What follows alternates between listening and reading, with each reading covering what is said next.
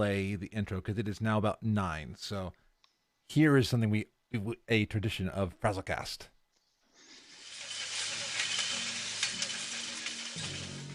Hi, and welcome to FrazlCast. Climb aboard the GNOME train. Chugga chugga chugga chugga. Please make sure to keep your limbs and experimental instruments inside the train at all times. And now, on with the show. A podcast by a Blizzard fan gnome about World of Warcraft and geeky stuff. I promise you, they do talk about the World of Warcraft. They just go off the rails sometimes. And off the rails we do! Though I promise you, on this eve of BlizzConline, we will not discuss anything. I do not acknowledge any leaks that happened. We will not talk about any of those, even though by the time the recording comes out, we'll already have had to see the news on BlizzConline. But yes, I'm Frazley, and tonight I am joined by the awesome kayber76. How are you, my friend? I am doing very good. I just wanted to thank you finally for letting me get on your show. I feel like I've been waiting forever to actually get on FrazlCast, so I'm a little bit nervous, but I'm very excited. And I felt bad because I think I had you on before I moved to the bi-weekly schedule, and then that like pushed everything out farther. So thank you for your patience. And I'm glad you're here. No problem. Thank you. So somebody that has probably been waiting to be back on again because we love him and we love his beard. Is Epic and Sandy. And Epic and Sandy, what time is it? It's time to go around the table. Great idea. So what have you been up to recently?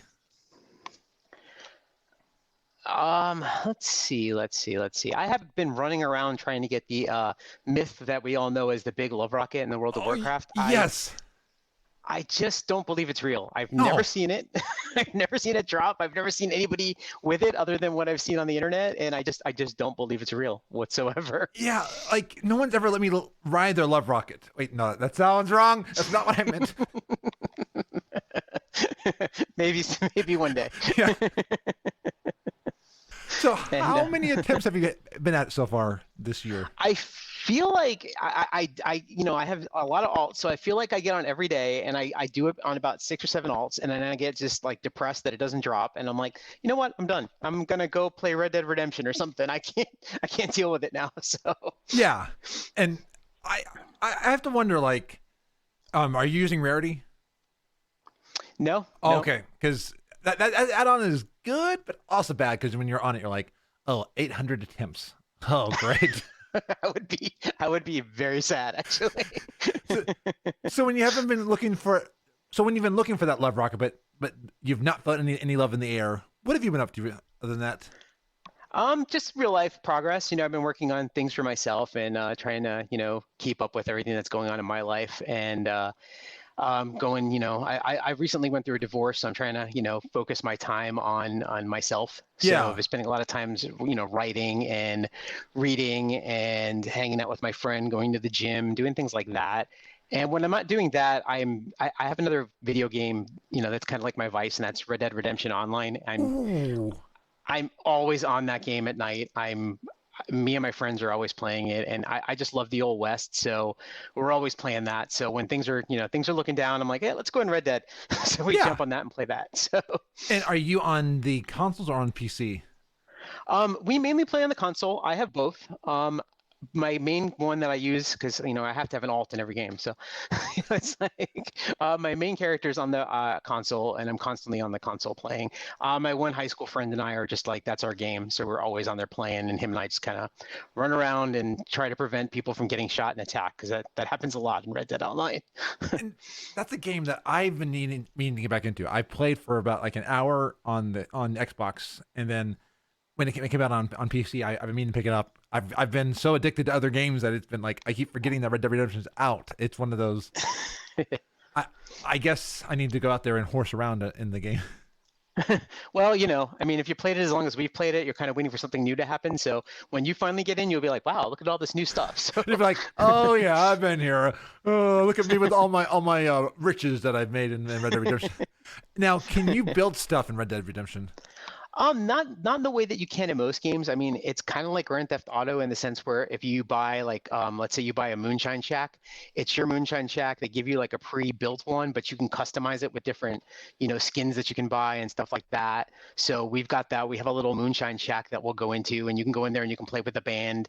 And my friends will all take a different band and a different person in the band and play, and we'll get drunk inside the Moonshine Shack. And that's about all the property you can buy at the moment. So That is pretty cool, though. I like that places are getting online housing. Blizzard, I know you tried the garrisons, but if we were to find out that there was housing in some way, that would be great, Blizzard. That would be an amazing thing. Blizzard, please. yeah, I definitely agree with you on that one. So then when you're getting drunk in the Moonshine Shack, anything else that you've been up to? Not really. I mean, like I said, I do a lot of writing. I've been working on a book. It'll be the first book that I've actually written. I've just been putting a lot of time into that book. It's funny, I've been working on it for over a year. And when I got divorced, I said, you know what? I'm just going to focus that energy I have on this book. And it's been coming along really well. I'm 2 chapters from finishing the whole rough draft. And then I've got to do the fun part of reading and editing. And I am taking a grammar class at night to kind of help me through the next part of editing. So that's pretty much what I've been doing.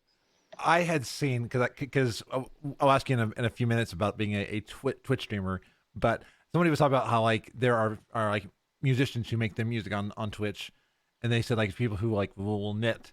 They said you've never seen a writer on Twitch, and one of the tweets I loved was, yeah, you'll see me going through, then you'll see me alt tab out to a dictionary, find a synonym, and go right back in, and like you'll see me go through the same lines, read it over and over again, and like I think one said, yeah, you'll see me fall asleep while I'm trying to override the block. That is so true, actually. Yeah. They'll be passed out on the keyboard. Yeah. I've been writing my own stuff recently, more for school, because I've been doing school writing, and I'm as of after this recording, I will have hopefully passed my next course. So I am finishing up my final paper and also a presentation on it, and like I've been writing, and I've been going to like power thesaurus. I'm like, I don't want to use the same word 5,000 times. Yep. So I'm like, I know how that goes. we are acquiring, and then we are acquiescing, and I think one was accommodating, and how your audience obtains and retrieves, and it's like, I'm sorry, Professor, you told me you wanted 2,200 words. I'm trying.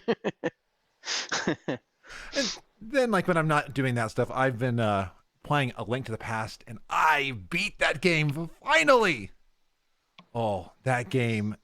I've never beaten it, but it felt so good to finally beat Ganon and be like, wow, that was the game I've always wanted to beat. And now I'm excited because we saw with the Nintendo Direct that Skyward Sword's coming out, so I pre-ordered Skyward Sword, so I'll be playing that at some point, working on Breath of the Wild. I started another game called Slime Rancher, and have you heard of this one? I've never heard of it at all.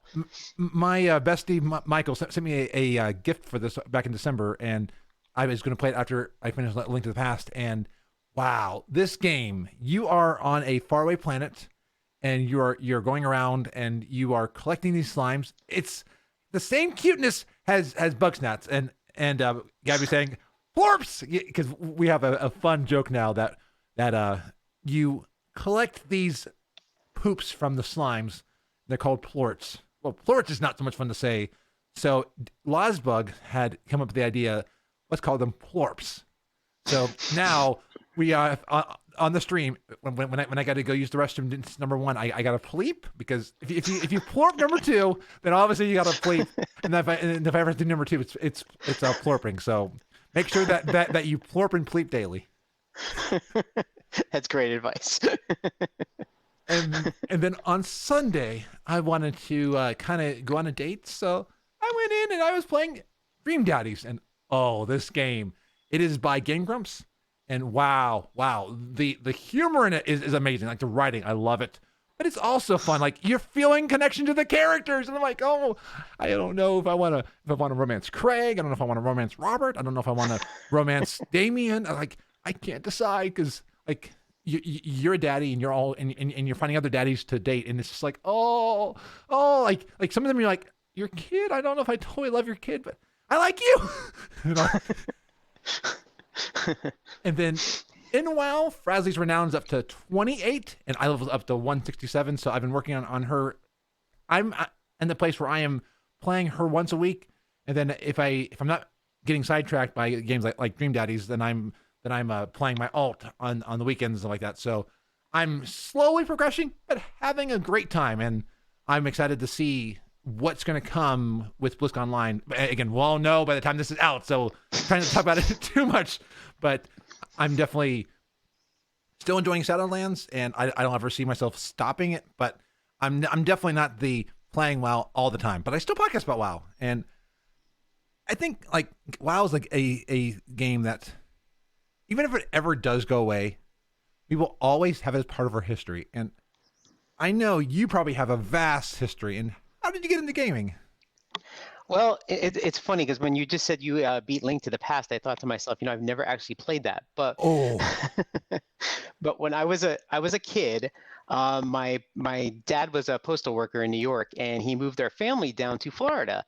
And I came down here, I got my first Nintendo, and I got hooked on The Legend of Zelda. So that's kind of what got me going.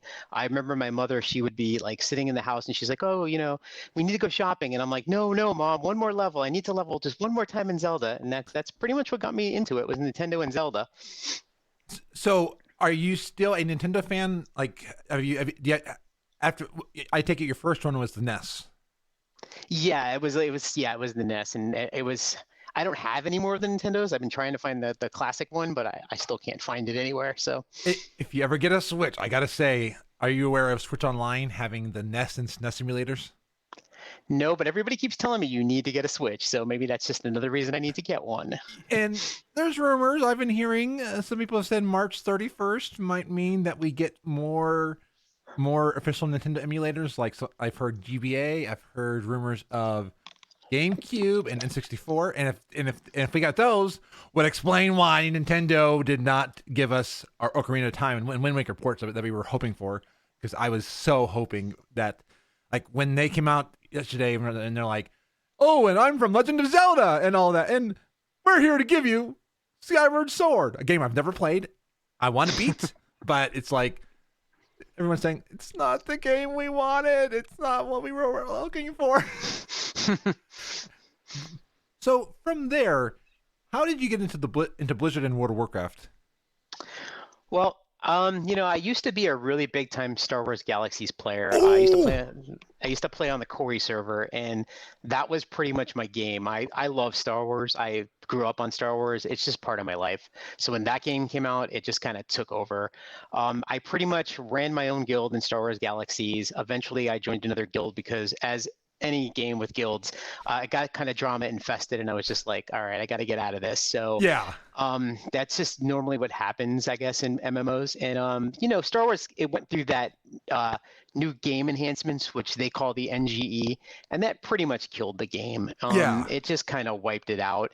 So I had kind of dipped into Warcraft once or twice, but my buddy Scott, just to kind of throw it out there, he's Fred McVan on Twitch. He's in Twitter. He's always on there.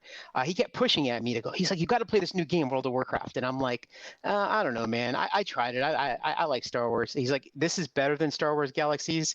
Just try it. So I decided I was going to give it another shot, and the rest is pretty much history. I still play with my friend Scott, but I game jump a lot, and he kind of he's just very dedicated to Warcraft. But he's the one that brought me back in, and I've been hooked on Warcraft ever since. It's been a part of my life.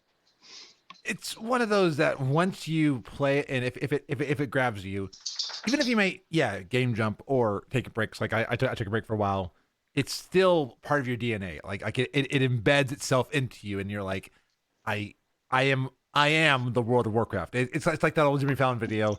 We are the World of Warcraft. It does. It takes you in, and you become part of it, and it just becomes part of who you are.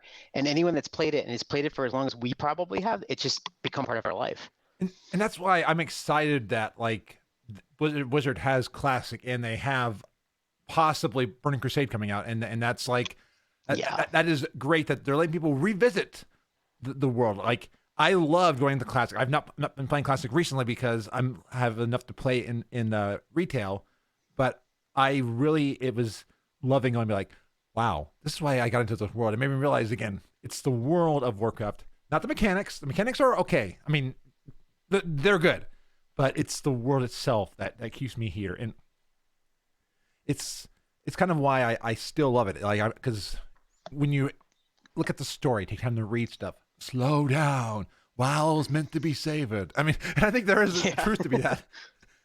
That's quite true. That's quite true. That world itself it just pulls you in, and I love the lore in Warcraft. Even when you're playing Classic, you can see how things have just progressed into the what it is now. It's amazing. It's just a good overall story. I am just glad that ogres in Classic have the butt flaps, because I still remember when that was a big patch note, and we were like, "Thank you, Blizzard, thank you." Enough of those ogres, because I mean, we all love our ogres, but I'm sorry, I don't want to see that ogre. So, what is your play style in WoW? My play style is more like I like to do pickup dungeons, and I like to level, and I love making alts. I used to raid when I first started Warcraft, like back during Burning Crusade, and that was fun, but I don't do it as much anymore. I'm not on a raid team. If I do any type of raids, it's usually pickup stuff. I love to run old dungeons. I like to get old weapons and old dungeon sets. Yes. Now when I'm not doing stuff like that, I'm usually making alts. That's pretty much what I do. So how many alts do you have right now? That's the trick question. At the moment, I have 44 and counting. Nice. And I'm hoping it's more than what Syl has.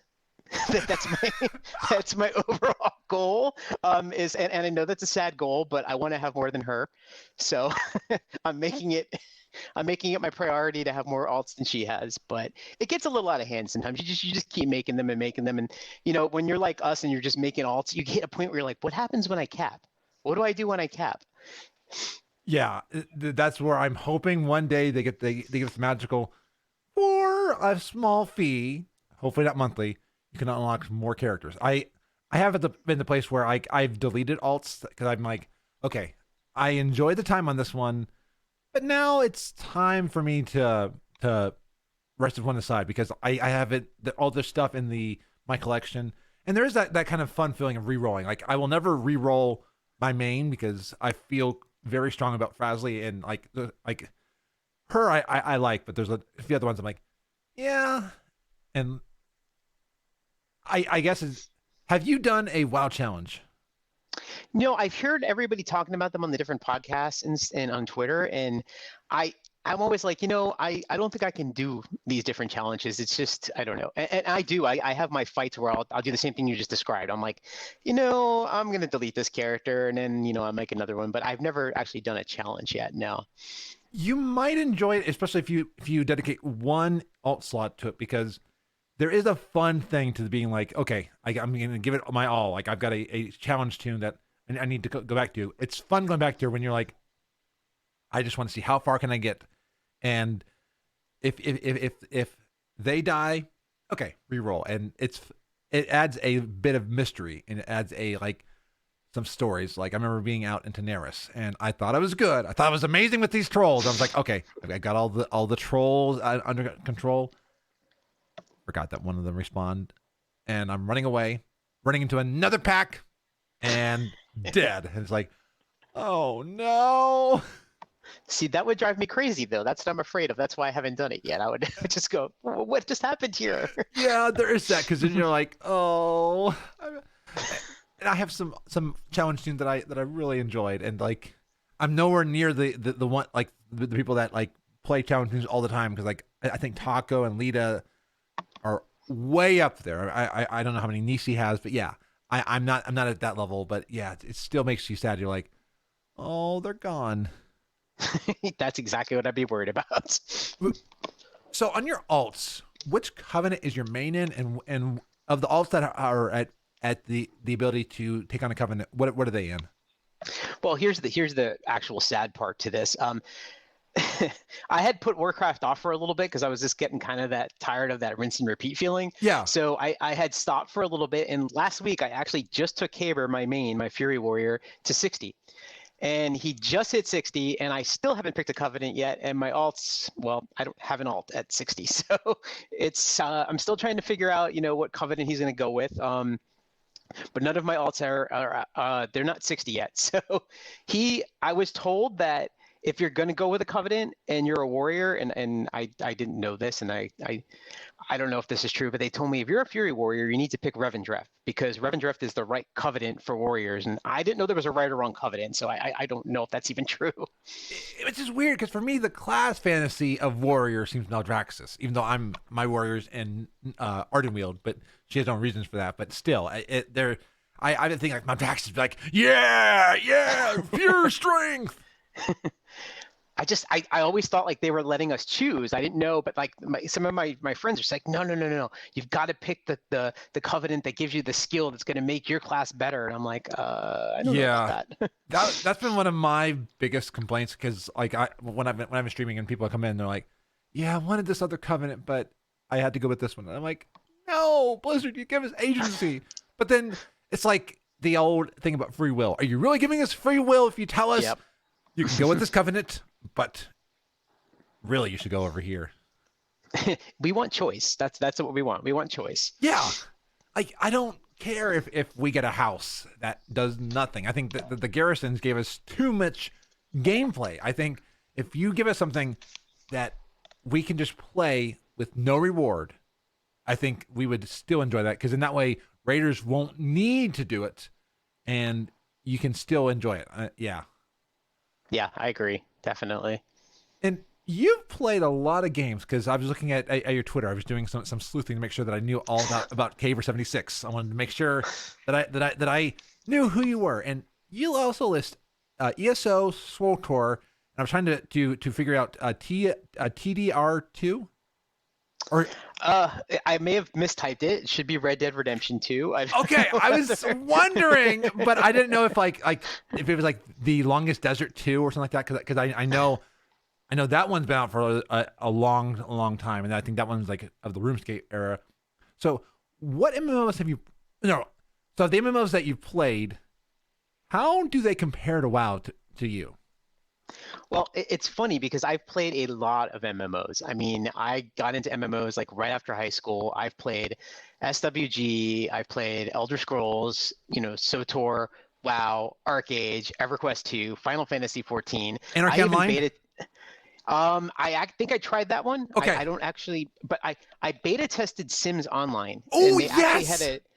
And I was really into it. I was really liking it, and I was really sad when they decided to discontinue it and not actually go live with it, because it was fun. We used to get in there, we used to play, and they used to have little house parties, and they'd have like a DJ going and stuff. Yeah. It was fun.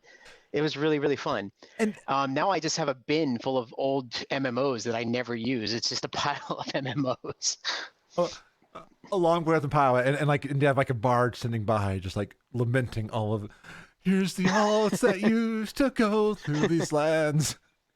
It's so funny though, because it's like you try all the different MMOs, but then most of them just don't have the depth that World of Warcraft has. Yeah, I would say Final Fantasy has it. Final Fantasy, it's a great game. I love it. But when it came to the lore, I just was more attached to the World of Warcraft lore, and it's weird for me because I love the culture that goes along with Final Fantasy.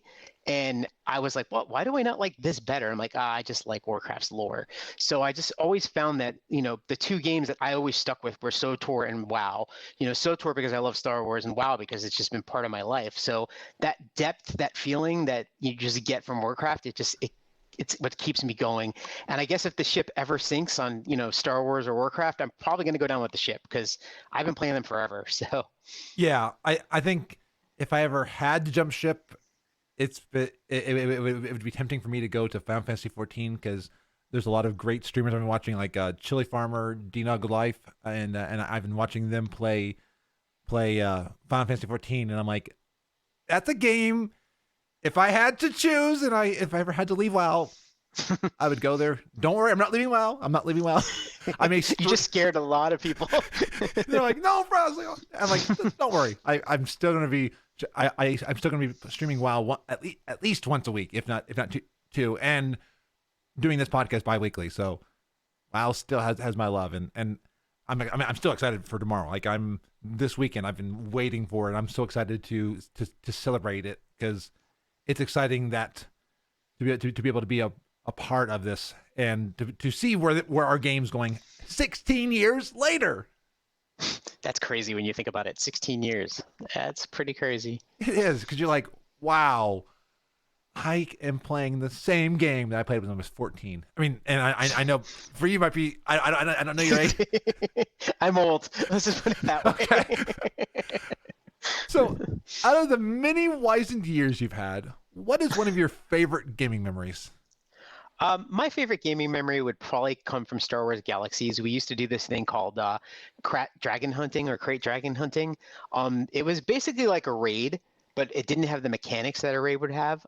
It was really cool because you would go to Tatooine and you would look for these dragons and you get a group of people together and you knew they were out by the graveyards, and you would go out there and it would take a while to beat these dragons. You'd have everybody out there, and once you finally beat them, everybody who was a Jedi would just go crazy because you would get it was basically a pearl, dragon pearl, and it would increase the DPS on your lightsaber. So that's always been my favorite. I just love doing those. Those were so much fun.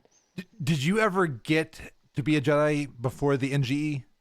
Yes, I did, and it was it was a chore in itself, and all the different things I had to do to get that. But I did unlock it on my main. Actually, I always run two mains. I run Kayber, who's always been my main in any game I play, and I run his like opposite, Yarg, which my real name is Gary, and I just flipped it around and made it Yarg. Nice. And he's always been he was my Jedi, and he was a Twi'lek Jedi, and I unlocked it before the NGE, and then they came out. I unlocked it originally, like even before they had the camp, the Force sensitive camp. So they had 3 different things that, eventually you had to go through these different professions to unlock it. And I did unlock it. And it was just one of those great moments. I wish I had saved screenshots of it, but I never did. I think that's, to me, what killed Star Wars Galaxies was the fact that Jedi meant nothing after that. Because even in like the Star Wars lore, Jedis are rare, and you are something very special. I'm like, it wasn't something that you couldn't get, that you could work to get it in the game, but it was something that, wow, when you worked it, it meant something. And I think that's when everyone was like, yeah, you've just lost us with it all. That is so true. That is exactly what happened. When they did that, you just lost that feeling. And like you said, it was something you were something so rare. Yeah. And they just took that away. It'd be like if WoW were to make somebody, you're all Lich Kings. I know Death Knights, you have some invisibilities, but like you are one of the big things that we all are fearful of. And it'd be like, okay. Because I mean, we already have some of that same in any game.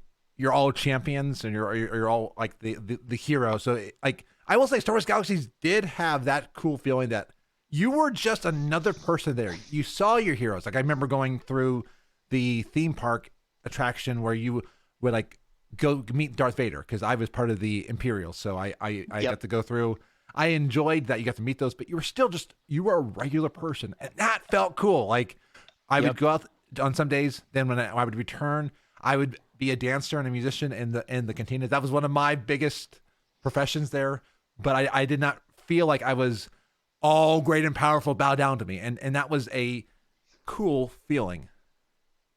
Yeah, that was one of the good things with that game. You got to see your heroes. They were there, and you got to do your thing. And so many people got to run their little businesses. You had your armor smiths, your gunsmiths. You had people doing, like hunting for different materials to sell to them. It was just a fun game. The economy was great. The crafting was good. The flying in the ships was one of my favorite things. It was just a fun game. And when you wrap Sims Online, you also made me realize that was a game that I back when I was playing it, I wasn't able to afford my own stuff. So like it was one of those, I couldn't buy it and I couldn't do the sub, because I think I had asked for the Star Wars Galaxy sub and then at one point the WoW sub. So I demoed Sims Online, and that was cool. Yeah. And Sims Online would have been an interesting game for streaming nowadays. Because imagine if we had Sims multiplayer. Like imagine going on like Twitch and doing all this stuff. It's why I think one reason why I started Valley and like Coral Island just unlocked multiplayer for they're on Kickstarter right now, and they just unlocked multiplayer as a stretch goal. I think that's why some of those games are succeeding. Is when you get co-op like that and you're on Twitch, you get to hear their reactions, your reactions, and stuff like that. So you are on Twitch. How did you get into streaming? Yeah, I'm on Twitch. I basically got into streaming when I started watching Upstream. I used to watch like Wow Cupcake and Asmongold and Katie Benz and Yeah. Hazel, and I started watching a lot of the podcasters.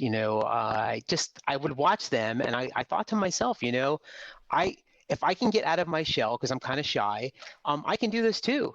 And what I did is as I started to get into it a couple years back, I have a lot of my friends from high school that I play games with on the console, and I just started dragging them in, and they get on my stream and we play and we chat, and it's just so much fun because when we're all on playing, you just don't know what we're going to say or what we're going to do. Yeah. So I always have a group of people with me, and it's just I watched other people stream, and I said, I can do this. I could do this. I'm shy. I need to get past that shyness and do this, and I've been doing it ever since. Streaming got me out of a lot of my shell. Like I was a lot less confident, a lot less talkative than before, and it's definitely gets you talkative because you're like, I have an audience, and even if it's just one person, there's somebody else out there that I want to make sure that they're entertained and that they're having a good time while they're there.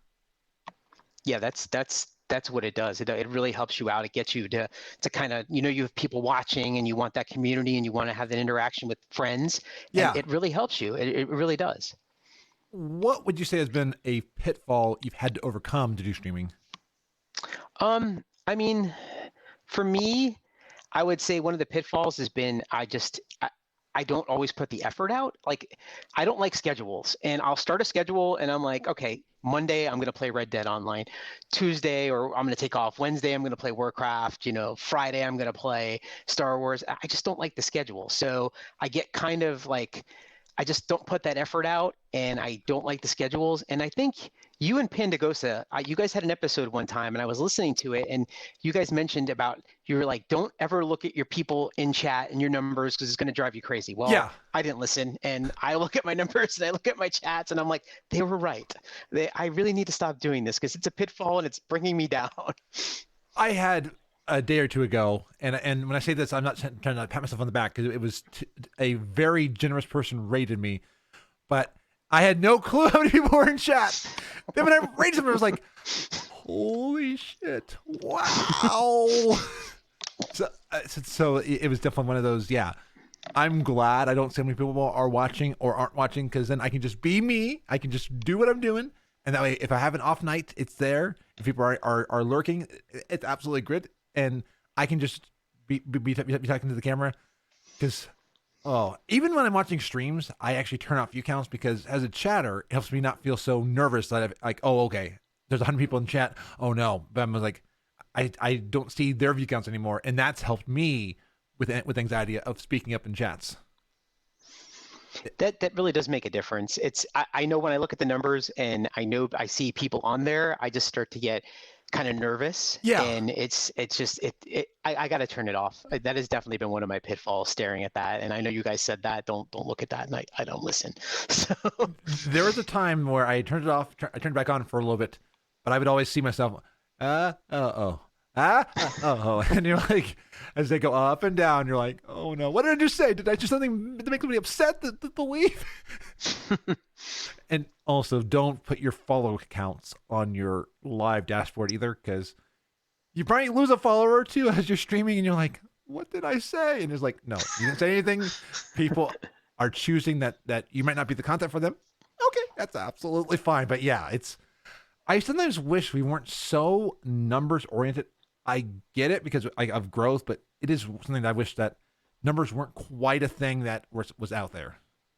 Yeah, I agree. And that's our society, though. That's business. So Yeah. Everybody looks at numbers all the time. So I don't know. I should have listened to you, but I didn't. So Hey, I don't listen to me all the time, so it's all good. What would you say is one of your favorite memories from streaming?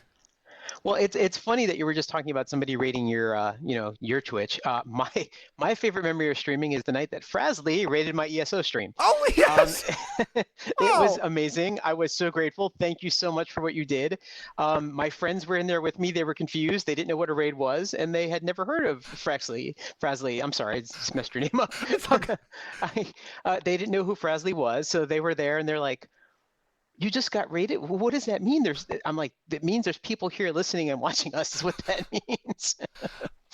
That's why I love raids. I love being able to like pass the love on because I don't ever believe in ending a stream with it on my channel. I know, and I'm not saying other people need to, but for me, I always want to make sure that I send the people on there because I know that when you raid, not everyone's going to stay when they go there, but it's cool at least knowing that they're going to go because like some of my like I just surpassed a viewer count because of someone's generous raid. So like it is one of those an achievement that which is like, hey, you realize how many people you had at one time? I was like, yikes! But yeah. But It's nice when people do that. It really is. You're the first person to do that, and I really appreciate that. Thank you so much. absolutely, wow. Anytime, and I'm gonna keep rating people. So and one thing about rating, I always do it out of love. If anyone's ever being hateful to a streamer that I raid, I want that person to let me know because that hateful person will get banned because I've seen some streamers who encourage hate raids and it's like you are being toxic by doing that. So yeah, ours is always a love raid. Yeah, we don't need that mentality. We don't need people like that. So I agree with you 100%. So you might have answered it, but I want to hear if you have a different way of answering this one. What would you say streaming means to you? Well, I mean, kind of like what I said, I've always been a shy person most of my life, and I started getting out of that shell. And streaming to me was about me finally getting to be myself. I got to push myself out past, it was like I got to go away from those boundaries. I got to step over that line and start to do things that I envisioned myself doing. And streaming is a lot like writing. It gives me that outlet to kind of express myself, but I can't hide behind the word processor because now I got people actually looking at me and trying to talk to me, and I have to interact, which we have to do on an everyday basis in the real world. So it's been great. It's just giving you that outlet.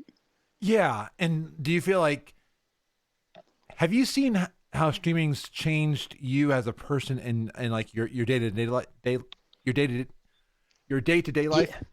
Yeah, I definitely have. I feel like it's given me a little bit more confidence, interacting with so many people and being on the camera, and the whole world can see you. I mean, there could be people in Japan, people in Israel, all over the world, and they're watching you. Yeah. And it just makes me feel more confident that I'm there having these conversations with these people, and then I'm in the real world, and I'm like, they'll give me a task at work, and I'm looking at them going, no, I can do this. I can do this. I do this every day on my streams, and I can do this. People watch me all the time. I can do this. So it's definitely broken me out of my shell. And I think that's one of the coolest things about streaming and podcasting is that being able to break out of your shell, be able to be creative, be able to explore parts of yourself as you're going along. Because I was in my course, I've had to do a paper on like online relationships, and I talk about how streamers, even compared to a lot of things, there are individuals who are getting to know you, and it's interesting because like I'll never know all the people that are out there that like know a part of my life, and that either like they get to see me and I get to know them, I get to learn them from when they share stuff in chat. But it's really amazing to be like, wow, somebody is learning. And then when somebody put out a tweet that was like, hey, you put out a call about the pronoun extension, and because of that, I selected a pronoun and realized who I was, and now I'm doing all this stuff. I'm like, and that they are like working on transition. And I was like, oh my God, that's cool. That like I was able to be in their life in some way that if it wasn't for Twitch, I may never have met them. That's what's so awesome about streaming and Twitch and all the different platforms for streaming.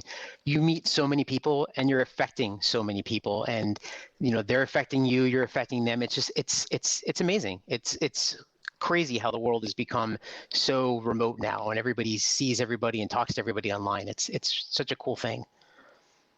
I will say the only thing I don't like about streaming is how trying to think of like the right word, not permanent content. I mean, other than like clips and highlights, but writing and podcasting, that's more permanent. And one thing that and you do writing, and you mentioned the book earlier, and then I saw that you've got writing at kayber76.com. And Yep. how did you get into writing? I mean, for me, it started back in elementary school. I just love describing things on paper, and I'm a very detailed writer, and I just love to express things in very vivid detail. I was in middle school and high school. I was always in creative writing classes. I had the best teacher in high school. I still remember him to this day. His name is Mr. Zucker. He was a hippie and a beatnik, and he used to make us sit in the dark and brainstorm to 70s stoner rock. And it was the greatest thing in the world. He would turn all the lights off and he would play like stoner rock, and he would go and visualize this and think about this. And it stayed in my head, and like I took more classes after that, and I started blogging on my website, and I started writing prose and poetry. Like I said, my biggest goal that I've had one or two things published, but nothing major. I want to get a book published. So I'm working on that goal, but I've been a writer all my life. There's been times just like Warcraft where we step away from it, but I always come back to it. Yeah. Like even podcasting, I had podcasted years ago and done video years ago.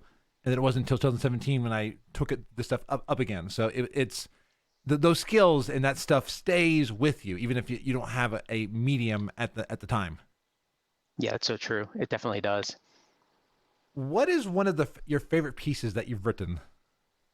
I wrote a poem back in high school. It got published in a local newspaper. And I remember I had gone into class, I think it was like 10th grade, and my Spanish teacher, like she told the whole class. And I remember sitting there and I was like, I was really scared, but like this was really cool. I wrote this poem. It was about how stupid racism was, and it still is. Yeah. And it's something I still hold really dear to myself. And I've never forgotten that poem. I still have it. I look at it from time to time, and I see what's happening in the world, and it's still a subject that should be gone at this point. I mean, it's just a piece that to me really means a lot. And that's the power I love of a good bit of writing is the message that can be in there, and that what you wrote had an effect on somebody that they were like, I need to put this in the paper. And then like your teacher, it had an effect on them. And I love that about writing. Yeah, I mean, you get to express what you're thinking and feeling, and somebody else reads it and it means so much to them. It's just such a good feeling. That's why I run my blog and I write on my blog, and I've been lazy on my blog. I haven't been writing, but I get to do that. I get to express it. And if people read it and somebody lets me know, that thing, that piece you wrote is great. It feels so good to know that somebody got affected by that. I've been enjoying the writing I'm doing in my academics, and I'm talking about like in my academics a lot about my journey and how it's relating to what we're talking about. And people are like, wow, I never thought about it that way. And like even my mentor, I can tell when they're reading, they're like, wow. On the last one, they said, thank you for sharing a deep personal story. It was just cool to be like, something that I wrote, they enjoyed that share. Yeah, that's awesome. That is really cool. Now, until like I think this morning for me, I was at like one sentence in my paper. So I got most of my paper done this morning, and then I'm working on I'm letting it sit for a day, and I'll look at it tomorrow before I submit it. But I had some writer's block. How do you get past writer's block? I think it's happened to all of us. It's just something we all go through. It's going to sound a little bit weird, but I believe that life is a story. And when I find myself stuck on ideas, what I normally do is I just go out. I go with friends to different places. I go to coffee houses. I go to breweries. I go out. I talk to people. I listen. I watch. I get tons and tons of ideas from what people are saying, people are doing, from what I see. It's just, there's so many outlets and so many stories and so many different ideas from just watching the world and everybody around. That's what I do. I mean, I could sit here and I'll just go in circles, or I could just go out and get ideas. And that's what I do. I go out. And do you write like things down in like a notebook as you're getting the ideas? I use my trusty cell phone. Okay, I nice. always go to my notes and I put it in my notes. I'm with you. I cannot do paper notes because I will lose them. So everything goes into my phone. That way, at least if I remember which note application I was using at the time, I can find it. Because Yeah, it's the best thing. I think somebody on Twitter had mentioned it to me, Stacy on Twitter, and she's like, she writes and she's like, just put your ideas in your notes. And I'm like, that's a really good idea. Now I do it every single time. and you're always being like, oh, when I need this idea, yeah, because like the Frazley report has been on hiatus for a while, and I need to go back and do that because I enjoyed writing that. But I would write ideas down and be like, oh, that fits there. That fits there. Yeah. Yeah, you got to make sure you have it all written down in some shape or form because you want to go back to it. Now, I know that some people can write anywhere, but like some people are like Stephen King need to have their typewriter. Where is your favorite place to write? I mean, when I used to do a lot of my, most of the book that I'm writing now, I did a lot of that in my office in my old house. Before I got divorced, we had a really nice house with this really nice backyard. We were right next to a preserve. So I would sit in the back, I'd kind of just visualize everything. And then I would go back inside and I'd sit down in my office and I'd write. Now that's gone. So what you see behind you here is my one bedroom apartment. But I live on a lake. So I have a little patio over here. Nice. And I'll go outside and I'll kind of look at the lake and stuff. And when there's not kids running around screaming, it's a nice place to go to get some ideas. But most of the time I just sit here and I write on my computer, the same computer I'm sitting here talking to you on. So, And do you ever do any do you have any favorite writing applications that you use? I had a friend telling me to start looking up the different writing applications on iPhone and iPad, and I'm just old fashioned. I still prefer to just open a Word document and use a Word document and write. I used to, back in the day, I'm old, so we used to, take paper and pens with us everywhere. But now it's just I use the old Word documents and just save everything. And whenever I'm looking for something, I just back it all up and pull it out of a hard drive. Nice. And yeah, I think that's the best way to go. That like sometimes simple is I mean, no wait, I had a thought then I lost it. Yeah, that like sometimes I think organizing the stuff can become more of an issue because like sometimes I will open up like Google Docs, or I am enjoying Ulysses because I can do Markdown, but at the end of the day I enjoy opening up Google Docs and just having stuff here. So Yeah. sorry, there we go. And hey, veteran, thank you for the raid, my friend. Thank you. So when you open up that Word document, and I know you mentioned writer's block, but when you open up that Word document, there's still another voice that's in there. How do you get past that voice in your head? That's always, that's the biggest issue I think for anybody writing or just anything you want to do. What I do is I tell myself, and I've told myself, even when I got this divorce, I have nothing bad to say about my ex-wife. We were together for 10 years. She's a great person, but we just weren't meant to be together. Yeah. And it was a really rough time for me. And I told myself the same thing every single time. Everything happens for a reason. So I use that and I tell that negative voice, that negative voice is just a way to defer me from living my life. And life is too precious to let that voice get in the way. If I can survive a divorce, I've gone through some tough times. I've lost some really good friends, some really close family members. I've had moments of confusion where I just don't know where I'm going and what I'm doing. I mean, I've seen shit, I'm not gonna lie, but that voice, you just have to take it. You have to get away from, just block it out of your head and just go, everything happens for a reason. And that makes the biggest difference. Yeah. Like sometimes my voice has been affected by stuff. Like recently it's been affected by, again, people saying that like they want me to stop doing what I'm doing in my transition. And like, I've turned that around and added that into like, you know what? I'm just going to be proud and I'm going to instead do whatever I can to put it into the work that I'm doing. And I'm like, I'm going to prove them wrong. I'm going to prove them that I can do it. I can do all this stuff. And that's exactly that's exactly what I'm talking about. Like, you need to be the person you want to be, and you can't let that voice get in the way. And what anybody else is saying, you get to be who you want. Don't let them choose for you. And that voice does like to listen to people in your life, though. I mean, because the voice is like, they're right on that. And you're like, And what advice would you give to someone wanting to get into a creative pursuit? I would say just don't ever let doubt stop you from being, the person you dream you can be. I've always wanted to do stuff that's been creative. And I know that it's a sad thing to say this, but my mind has always been my own worst enemy. I will drive myself back and forth with making decisions and confuse myself even more. And you just have to stop doubting yourself. You have to get those doubts out of your head, because they're like a train. And if you can't stop them, they'll just keep going. So you got to just remove that doubt, believe you can be this person that you visualize, that you see. And that's what I do. That's how I get to be this creative person that I want to be. I see that person there and I know I'm going to be successful. And that's what I try to do. That's how I believe.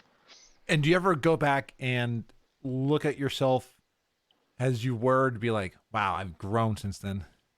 Yes. Many, many, many times. Many times. I've looked back at my life and I've seen this shy, quiet person who was just all over the place at different things at different times. And I look at myself now and I've got a great job. I've got great friends. I've got a house, I've got a great dog.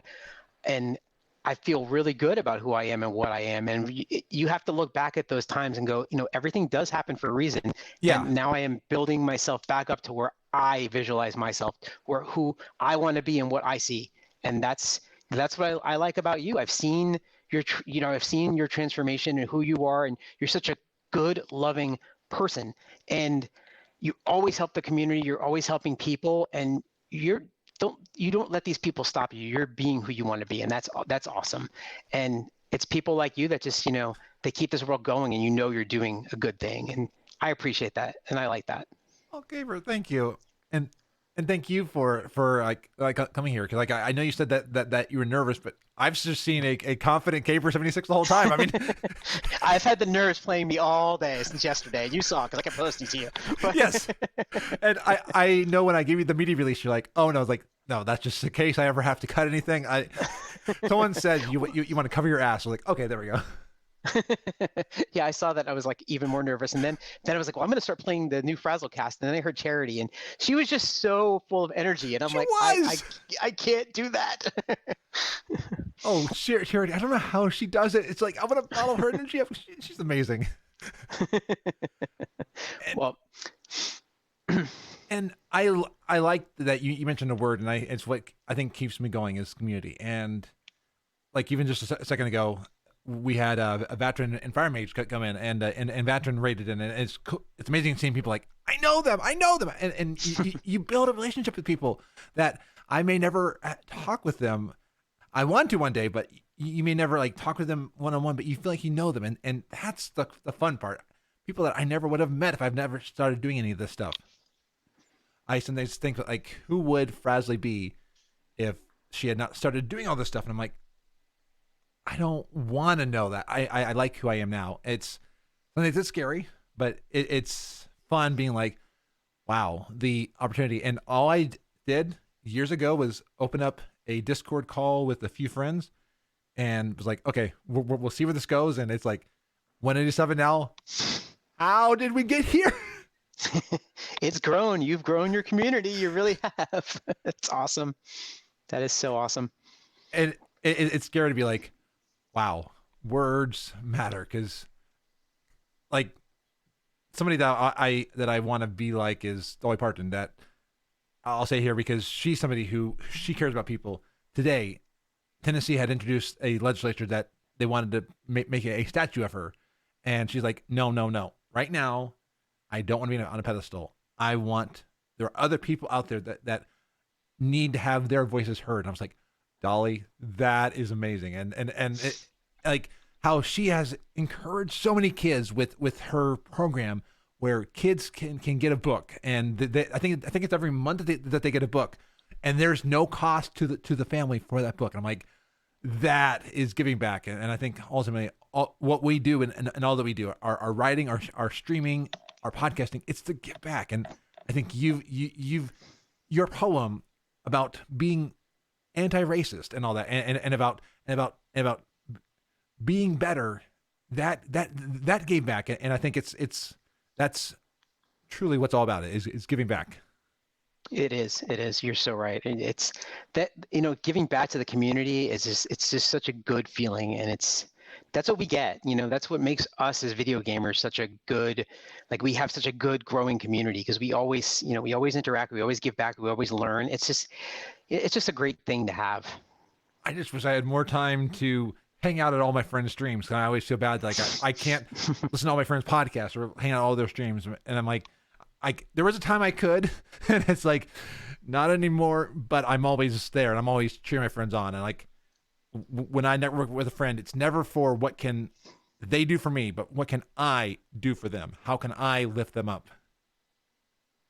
And the interesting thing is, just like karma, it always ends up, I at some point get a return, but I don't do it for that return. But it is interesting when you give of yourself, you get back more. And something that most of the time what I get back is just the feeling that like I help somebody in some way, and that feels good. You help a lot of people in a lot of ways. You really do. I mean, like I said, you rated my stream. I've never forgotten that. I see everything you post. You're just a good-hearted human being. Just keep doing what you're doing. Oh, thank you. Wow, I have you on my show, and then you make me. I'm sorry. You're good. You're good. Well, I have to say, I wish we could just keep talking and talking, but I'm out of my notes now, and I think we've covered everything. And as I've always learned, always keep people wanting more. Always keep people wanting to learn more about who you are. So thank you for joining me today on FrazlCast. And where can we find you on the interwebs? I make it pretty simple. I'm kayber76 on pretty much every platform. So you can find me on Twitter, Twitch. My website's kayber76. I'm kayber76 on everything. It's just the name I've used, and you can find me on it anywhere. And I meant to put this in the notes. Is there an origin story for the name? Yes, actually. It's funny. Kayber was a character that I actually created in a writing class, and he was a sci-fi character. And 76 is the year I was born in, not to give my old age out, but so I just put the number with the name, and it just kind of stuck with me ever since. That's cool. One of my Yahoo IDs is one of my characters from Anarchy Online, so it's always fun. There you go.